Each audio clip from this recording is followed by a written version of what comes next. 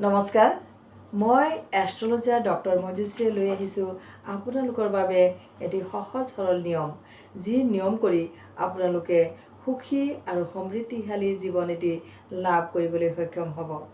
অহা 23 মে 2024 বৃহস্পতিবাৰ, পবিত্ৰ পূৰ্ণিমা তিথি, বুদ্ধ পূৰ্ণিমা।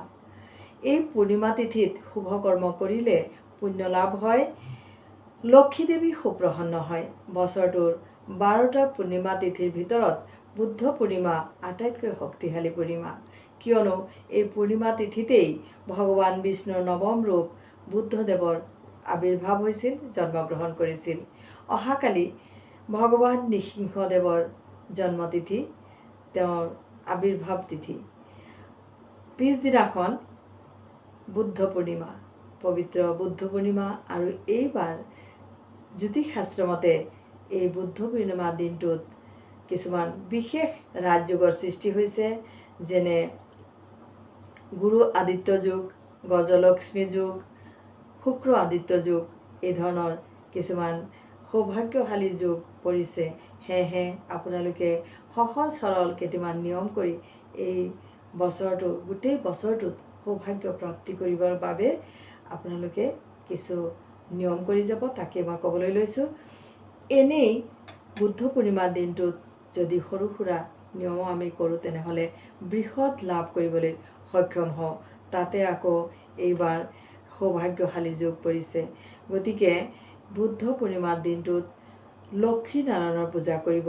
লক্ষী নাৰায়ণৰ পূজা কৰোঁতে মা লক্ষীৰ চৰণত 11টা কৰি ৰত্ন অৰ্পণ কৰিব, আৰু এই কৰি ৰত্ন পূজা শেষত ৰঙা কাপোৰত বান্ধি আপোনাৰ ধন ভঁৰালত স্থাপন কৰিব। যদি ব্যস্ততাৰ বাবে কোনোবাই পূজা অৰ্চনা কৰিব নোৱাৰে দিনটোত, তেনেহ'লে মই ইয়াতেই কওঁ যে মাত্ৰ ভগৱান বিষ্ণুৰ চৰণত, ভগৱান নাৰায়ণৰ চৰণত, মা লক্ষীৰ চৰণত এটি মাত্ৰ ফুল অৰ্পণ কৰিব। আৰু আন এটি সহজ সৰল নিয়ম কওঁ ইয়াতেই, যি কাম কৰি আপুনি গোটেই বছৰটোত মা লক্ষীৰ কৃপা লাভ কৰিব, ভগৱান বিষ্ণুৰ কৃপা লাভ কৰিব, নাৰায়ণৰ কৃপা লাভ কৰিব। সেয়া হৈছে আপোনালোকে ভাত বনাবলৈ প্ৰতিদিন চাউল লয়। যি পাত্ৰৰ পৰা আপুনি চাউল লয়, সেই পাত্ৰৰ পৰাই আপুনি যেতিয়া ভাত বনাবৰ বাবে চাউল ল'ব, সেই চাউল লোৱাৰ সময়ত অন্য এটি পাত্ৰ তাত লৈ ল'ব, আৰু সেই পাত্ৰত মাত্ৰ 1 মুঠি চাউল সংগ্ৰহ কৰি যাব। আৰু এই 1 মুঠি চাউল একেৰাহে আপুনি এমাহলৈ সংগ্ৰহ কৰি যাব। আৰু এমাহৰ মূৰত এই চাউলখিনি কোনোবা ওচৰৰ মন্দিৰত দান কৰি আহিব, নহ'লে যিসকলৰ প্ৰয়োজন, যিসকল ব্যক্তিয়ে উপাৰ্জন কৰিবলৈ সক্ষম নহয়, তেওঁলোকক দান কৰিব।